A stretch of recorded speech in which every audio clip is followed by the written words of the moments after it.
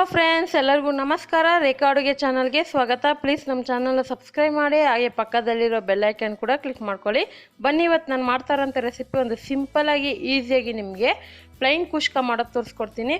ಈ ಕುಷ್ಕ ಅಂತೂ ತುಂಬಾ ಸೂಪರಾಗಿರುತ್ತೆ. ಇದು ಮಾಡೋದು ಸುಲಭ. ಇದು ಹೇಗೆ ಮಾಡೋದು, ಇದಕ್ಕೆ ಬೇಕಾಗೋ ಇಂಗ್ರೀಡಿಯೆಂಟ್ಸ್ ನೋಡ್ಕೊಬರೋಣ. ಇಲ್ಲಿ ನಾನು ದಾವತ್ ಬಾಸುಮತಿ ರೈಸ್ ತೊಗೊಂಡಿದ್ದೀನಿ. ಸುಮಾರು ಈ ಲೋಟದಲ್ಲಿ 2 ಲೋಟ ತೊಗೊಂಡಿದ್ದೀನಿ. ಅದನ್ನು ಚೆನ್ನಾಗಿ ವಾಶ್ ಮಾಡಿ ಒಂದು ಅರ್ಧ ಗಂಟೆ ನೆನೆ ಹಾಕಬೇಕು. ಸೊ ನೆನೆ ಹಾಕಿದ್ರೆ ಚೆನ್ನಾಗಿ ಬರುತ್ತೆ. ಮತ್ತು ಒಂದು ದೊಡ್ಡ ಸೈಜ್ ಈರುಳ್ಳಿ ಉದ್ದುದು ಕಟ್ ಮಾಡಿ ಇಟ್ಕೊಂಡಿದ್ದೀನಿ. 2 ಟೊಮೊಟೊ ಕಟ್ ಮಾಡಿ ಇಟ್ಕೊಂಡಿದ್ದೀನಿ ಉದ್ದುದಕ್ಕೆ.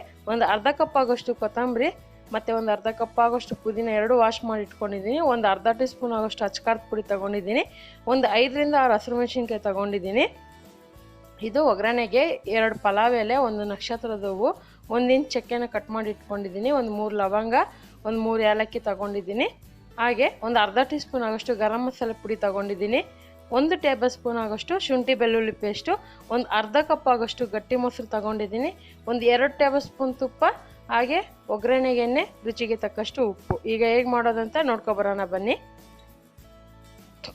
ಈಗ ಮೊದಲಿಗೆ ಒಂದು ಕಡಾಯಿ ಇಟ್ಕೊಂಬಿಟ್ಟಿದ್ದೀನಿ ದೊಡ್ಡದಾಗೆ. ನೀವು ಪಾತ್ರೆಯಲ್ಲಿ ಮಾಡೋದಾದರೆ ಪಾತ್ರೆಯಲ್ಲಿ ಕೂಡ ಮಾಡ್ಕೋಬೋದು, ಕುಕ್ಕರಲ್ಲಿ ಮಾಡೋದಾದರೆ ಕುಕ್ಕರಲ್ಲಿ ಕೂಡ ಮಾಡ್ಕೋಬೋದು. ಸೊ ಇಲ್ಲಿ ಬಾಸುಮತಿ ರೈಸ್ ಆಗಿರೋದ್ರಿಂದ ನಾನು ಒಂದು ದೊಡ್ಡ ಬಾಣಲೆಯಲ್ಲೇ ಮಾಡ್ಕೊತಾ ಇದ್ದೀನಿ. ಇದಕ್ಕೆ ತುಪ್ಪ ಎಣ್ಣೆ 2 ಹಾಕ್ಕೊತಾ ಇದ್ದೀನಿ. 2 ಟೇಬಲ್ ಸ್ಪೂನ್ 2 ಟೇಬಲ್ ಸ್ಪೂನ್ ಹಾಕ್ಕೊಂಡು ಈ ಮಸಾಲೆ ಹಾಕ್ಕೊಂಡು ಫ್ರೈ ಮಾಡ್ಕೊತಾ ಇದ್ದೀನಿ. ಸೊ ಇದು ಫ್ರೈ ಮಾಡೋವಾಗೇ ಈರುಳ್ಳಿ ಕೂಡ ಹಾಕ್ಕೊಳ್ಳೋಣ. ಸೊ ಕುಷ್ಕಾಗೆ ಯಾವಾಗ ಅಷ್ಟೇ ಈರುಳ್ಳಿ ಸ್ವಲ್ಪ ಜಾಸ್ತಿ ಇರಬೇಕು, ಟೊಮೊಟೊ ಕಡಿಮೆ ಇರಬೇಕು. ಈರುಳ್ಳಿ ದೊಡ್ಡದು 2 ಈರುಳ್ಳಿ ಉದ್ದುದು ಕಟ್ ಮಾಡಿ ಇಟ್ಕೊಂಡಿದ್ದೆ. ಸೊ ಇದನ್ನು ಆದಷ್ಟು ಗೋಲ್ಡನ್ ಕಲರ್ ಬರೋವರೆಗೂ ಫ್ರೈ ಮಾಡ್ಕೋಬೇಕು. ಈ ಬಿರಿಯಾನಿ ಆಗಲಿ ಕುಷ್ಕ ಆಗಲಿ ಇದರಲ್ಲಿ ಈರುಳ್ಳಿ ಜಾಸ್ತಿ ಫ್ರೈ ಮಾಡಿದಷ್ಟು ಟೇಸ್ಟ್ ಇರುತ್ತೆ. ಸೊ ನೋಡ್ತಾ ಇರ್ಬೋದು, ಇವಾಗ ಚೆನ್ನಾಗಿ ಫ್ರೈ ಆಗಿದೆ. ಈ ಥರ ಕಲರ್ ಬಂದರೆ ಸಾಕು, ಅದಕ್ಕನ್ಬಿಟ್ಟು ಸೀಸಕ್ಕೆ ಹೋಗಬೇಡಿ. ಈಗ ಇದಕ್ಕೆ ಹಸಿರು ಮೆಣಸಿನ್ಕಾಯಿ ಮತ್ತು ಶುಂಠಿ ಬೆಳ್ಳುಳ್ಳಿ ಪೇಸ್ಟ್ ಹಾಕ್ಕೊತಾ ಇದ್ದೀನಿ. ಸೊ ಇದು ಕೂಡ ಹಾಕ್ಕೊಂಡು ಅದರಲ್ಲಿರೋಂಥ ಹಸಿ ವಾಸನೆ ಹೋಗೋವರೆಗೂ ಫ್ರೈ ಮಾಡ್ಕೊಳ್ಳೋಣ. ಆನಂತರ ಇದಕ್ಕೆ ಫಾರಮ್ ಟೊಮೊಟೊ ಹಾಕ್ಕೊತಾ ಇದ್ದೀನಿ. ನೀವು ಹುಳಿ ಟೊಮೊಟೊ ಯೂಸ್ ಮಾಡೋದಾದರೆ ಒಂದು ಕಡಿಮೆ ಮಾಡ್ಕೊಳ್ಳಿ. ಸೊ ಫಾರಮ್ ಟೊಮೊಟೊದಾದರೆ ಒಂದು ಜಾಸ್ತಿ ಮಾಡ್ಕೊಳ್ಳಿ, ಯಾಕಂದರೆ ಹುಳಿ ಇದೆ ಚೆನ್ನಾಗಿರೋದಿಲ್ಲ. ಇದಕ್ಕೆ ಕೊತ್ತಂಬರಿ ಪುದೀನ ಕೂಡ ಹಾಕ್ಕೊತಾ ಇದ್ದೀನಿ. ಹಾಕ್ಕೊಂಡು ಇದನ್ನು ಫ್ರೈ ಮಾಡ್ಕೊಳ್ಳೋಣ.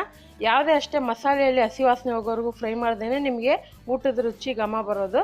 ಸೊ ಇದೆಲ್ಲ ಫ್ರೈ ಮಾಡೋವಾಗೇ ಇದಕ್ಕೆ ಮೊಸರು ಕೂಡ ಹಾಕ್ಕೊತಾ ಇದ್ದೀನಿ. ಮೊಸರು ಅಷ್ಟು ಟೇಸ್ಟ್ ಚೆನ್ನಾಗಿ ಕೊಡುತ್ತೆ. ಸೊ ಕೆಲವ್ರು ಮೊಸರು ಇಷ್ಟಪಡಲ್ಲ, ಅಂಥವ್ರು ಬೇಕಂದರೆ ಸ್ಕಿಪ್ ಮಾಡ್ಕೋಬೋದು. ಆದರೆ ಮೊಸರು ಹಾಕಿದ್ರೇ ಟೇಸ್ಟು. ಇದಕ್ಕೆ ಅಚ್ಕಾರದ ಪುಡಿ ಮತ್ತು ಗರಂ ಮಸಾಲೆ, ಉಪ್ಪು ಹಾಕ್ಕೊಂಡು ಫ್ರೈ ಮಾಡ್ಕೊತಾ ಇದ್ದೀನಿ. ನೋಡಿ, ಗರಂ ಮಸಾಲೆ ಬೇಕು ಅಂದರೆ ನಿಮ್ಗೆ ಆಲ್ರೆಡಿ ಅಪ್ಲೋಡ್ ಮಾಡಿದ್ದೀನಿ. ಬಿರಿಯಾನಿ ಮಸಾಲೆ ಕೂಡ ಅಪ್ಲೋಡ್ ಮಾಡಿದ್ದೀನಿ. ಸೊ ಇದನ್ನು ಚೆನ್ನಾಗಿ ಫ್ರೈ ಮಾಡೋಣ. ಒಂದು 5 ನಿಮಿಷ ಅಂದರೆ ಸಿಮ್ಮಲ್ಲೇ ಒಂದು 5 ನಿಮಿಷ ಬಿಡ್ತೀನಿ, ಯಾಕಂದರೆ ಫುಲ್ಲು ಅದು ಗೊಜ್ಜು ಥರ ಆಗಬೇಕು. ಸೊ ಇವಾಗ ನೋಡ್ತಾ ಇರ್ಬೋದು, 5 ನಿಮಿಷ ಬಿಟ್ಟಿಲ್ಲ ಅಂದರೆ ಒಂದು 3 ನಿಮಿಷ ಆದರೂ ಫ್ರೈ ಮಾಡ್ಕೊಳ್ಳಿ. ಆಮೇಲೆ ನೀವು ಐ ಫ್ಲೇಮಲ್ಲಿ ಇಟ್ಕೊಂಡು ಮಾಡಿದ್ರೆ ಅದು ಸೀದೋಗ್ಬಿಡುತ್ತೆ. ಸೊ ನಾನು ಹೇಳ್ದಂಗೆ ನೀವು ಬಾಣಲೆಯಲ್ಲೆಲ್ಲ ಪಾತ್ರೆಯಲ್ಲಿ ಕೂಡ ಮಾಡ್ಕೋಬೋದು. ಈ ಲೋಟದಲ್ಲಿ ಅಕ್ಕಿ ತೊಗೊಂಡಿದ್ನಲ್ಲ, ಅದೇ ಲೋಟದಲ್ಲಿ 3.25 ಲೋಟ ಆಗೋಷ್ಟು ನೀರು ಹಾಕ್ಕೊತೀನಿ. ನೀವು ನಾರ್ಮಲ್ ರೈಸ್ ಯೂಸ್ ಮಾಡೋದಾದರೆ 1ಕ್ಕೆ 2 ಲೋಟ ನೀರು ಹಾಕ್ಕೊಳ್ಳಿ. ಬಾಸುಮತಿಗೆ ಸ್ವಲ್ಪ ನೀರು ಕಡಿಮೆನೇ ಹಿಡಿಯುತ್ತೆ, ಯಾಕಂದರೆ ಮಸಾಲೆ ಅಂಶ ಇರುತ್ತಲ್ಲ, ಅದಕ್ಕೋಸ್ಕರನೇ ಒಂದು ಅರ್ಧ ಲೋಟ ಕಡಿಮೆ ಮಾಡ್ಕೊತಾ ಇದ್ದೀನಿ. ಸೊ ನೀವು ಇದೇ ಪ್ರಾಸೆಸ್ನ ಕುಕ್ಕರಲ್ಲಿ ಕೂಡ ಮಾಡ್ಕೊಳ್ಳಿ. ಕುಕ್ಕರಲ್ಲಿ ಮಾಡೋದಾದರೆ ನೀವು ನಾರ್ಮಲ್ ಪಲಾವು ಬಿರಿಯಾನಿಗೆಲ್ಲ 2 ವಿಸಿಲ್ ಬಿಡ್ತೀರಲ್ಲ, ಅದೇ ಥರ 2 ವಿಸಿಲ್ ಬಿಟ್ಕೊಳ್ಳಿ. ಸೊ ಇದನ್ನು ಇವಾಗ ಉಪ್ಪು ಖಾರ ಚೆಕ್ ಮಾಡಿಕೊಂಡು ಇದನ್ನು ಕುದಿಯೋಕ್ಕೆ ಬಿಡ್ತೀನಿ. ಇದನ್ನು ಆದಷ್ಟು ಚೆನ್ನಾಗಿ ಕುದಿಸೋಣ ಘಮ ಬರೋವರೆಗೂ.